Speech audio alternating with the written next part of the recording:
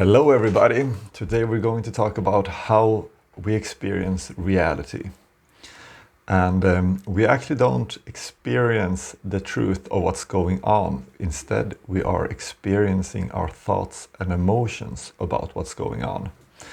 And a common concept these days are that people are on a journey to heal themselves.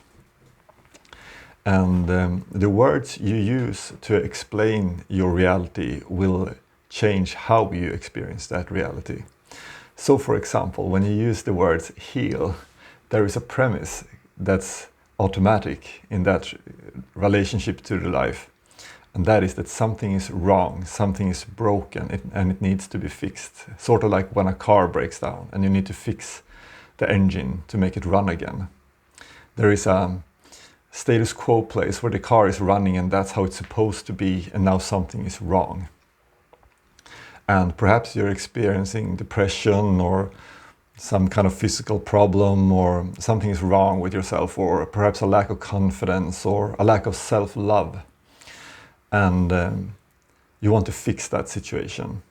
And you look at perhaps at your past, what's happened, how you're interacting with the world, what's the reason for this. But all that perpetuates is the situation where something is experienced as wrong. And I'm not talking about fixing the problems, I'm talking about dissolving the concept of having a problem. So when you use language, when you self-talk or talk to other people and say that I need to heal myself, then you're basically saying that my life is in a negative, something is broken and I need to get back to neutral, to the way things are supposed to be. Well, first off, there's a lot of resistance to what is, who you are, what's going on in your experience right now. And that needs to be changed because you don't like that experience. And who you are right now is just what's going on right now.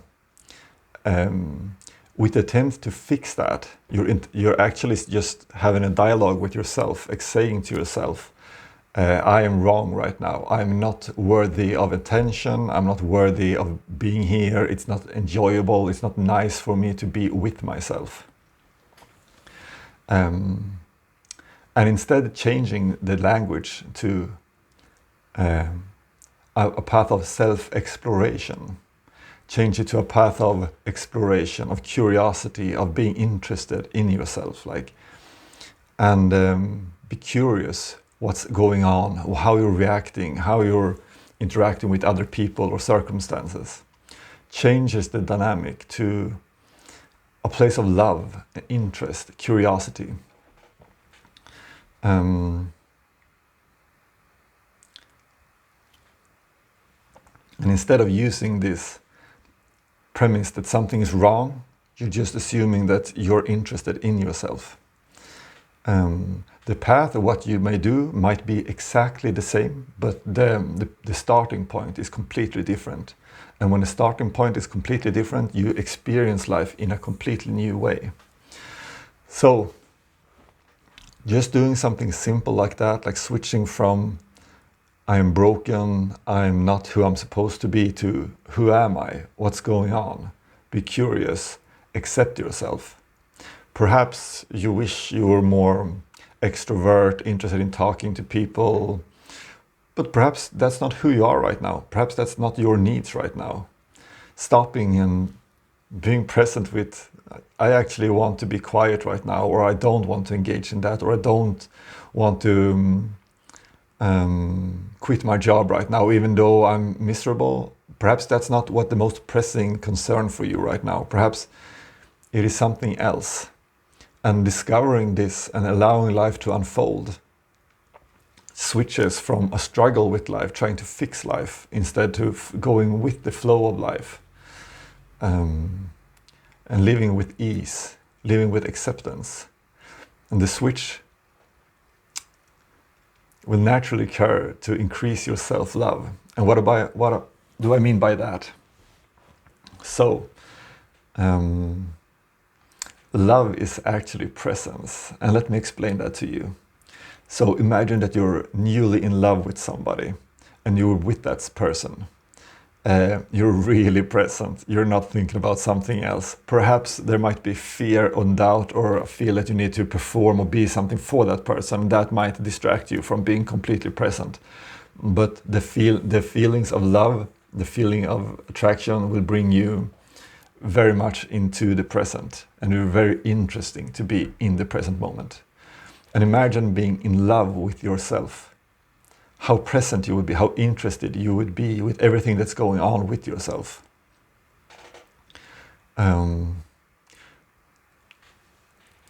so the game here isn't to find something to love, but to actually love your experience and be curious about what's going on there.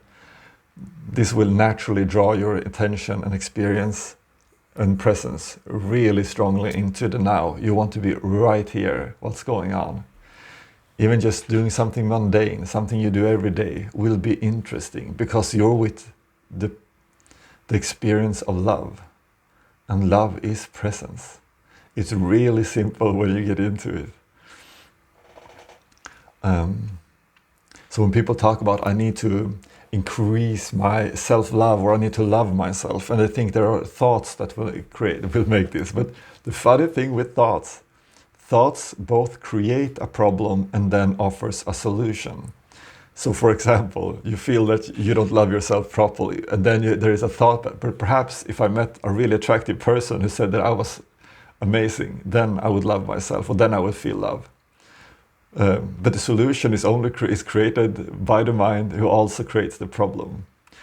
And this is actually a lesser form of love. It might feel intense, but it's really short-lived. And there's a lot of anxiety created through this because you need something specific to happen. And if that don't happen, then you don't feel loved, and then you don't receive love. So to instead just be present with yourself and notice the love that's already there. The problem that's created, it's preventing you from feeling that love in the now, is just a thought that you believed in. But when you stop believing in it, that thought, and instead just be curious, like, why would I think something like that? That's really interesting. Why would I question my sense of love for myself? And then you will notice, when you ask that question, you will notice a story coming up, a reason for it, how life's supposed to be, who you are supposed to be. You will notice that, well, oh, I think I need to be that person, but who am I actually? Am I actually that person I think I need to be? It's okay to have an interest and be curious about the journey towards something. But that's a natural phenomena. You will notice it's like switching the channels onto TV. Certain channels will draw your attention and you will stop there. And just like that, in the present moment, you will notice like your attention is drawn to certain things. And thoughts are really addictive. It's really easy to get drawn into them. But you will notice that the whole power for them to draw you in is because they create problems which the mind then can solve.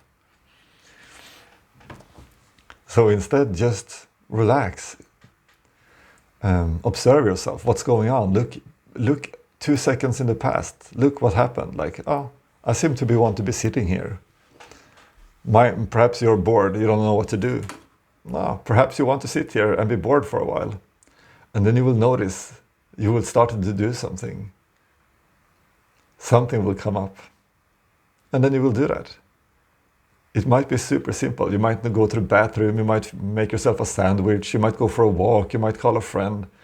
And then you notice, that's what I wanted to do. Make it small. Instead of having grand plans, like, oh, I should start working out and get super fit, or I need to switch my job, like a big major event in your life. Instead, relax.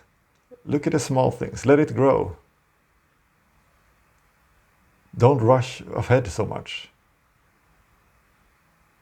Be interested in your patience. Like, what's going on? Like, why am I not patient with this? Why do I need things to happen right now? What's going on?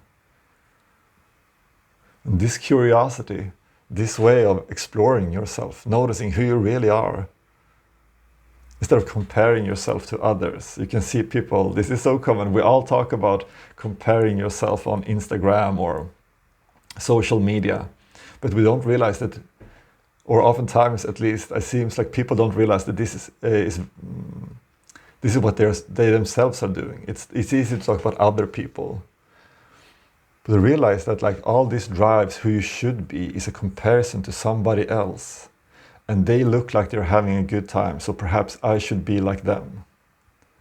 But instead, slow down, explore yourself. Who am I truly? And you will notice there's so many ideas about I must have low self-esteem, or I'm not so smart, or I'm not so interesting, or whatever it may be. But all these ideas are just because you compare yourself to someone who's not you. And you have this idea that I should have been like them. And the only thing standing in between logically is, of course, low self-esteem. I don't love myself. I'm damaged somehow. But slow down. Explore yourself. Start being curious about yourself. It will really change the way you experience life. Start exploring from a place of curiosity. It's simple. It takes a little bit of time before you notice the switch. But just relax into it. If you go deep, you will notice it straight away. But it's okay not to go that deep. It's okay to just let it take time. Like, what's the rush? Where are you going anyway? You don't need to be super happy right now. Just be curious. Just be curious.